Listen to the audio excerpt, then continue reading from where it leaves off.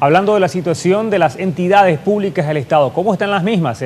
Hablando de la ITIPU binacional, el titular de este ente, el ingeniero Franklin Boxia, esta mañana tras la reunión de la Mesa Energética del Poder Ejecutivo, afirmó que prácticamente ya están listos los informes sobre la situación de la entidad y la cantidad de funcionarios que están trabajando en la misma para que estos informes sean entregados al presidente electo Horacio Cartes y sus allegados.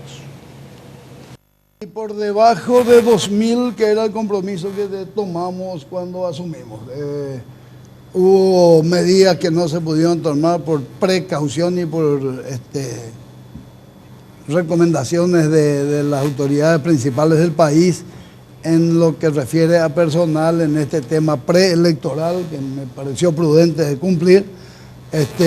Y estamos cerca del 2.000 y poquito, pero tendremos que bajar a por lo menos a 1.900 y algo. Ahora, hablando de información, ¿se respondió en algún momento los pedidos de informe que están orando en el Congreso a partir de julio del 2012? ¿Ya te puedo responder? Estamos preparando el informe, porque no quiero, el problema de gastos sociales es lo que más preocupa al Parlamento. Eso podemos responder sin ningún problema. El tema de los funcionarios, sus sueldos, dirección de cada uno, eso yo había pedido prudencia en el trato de la información. Es de cualquier manera una información casi pública.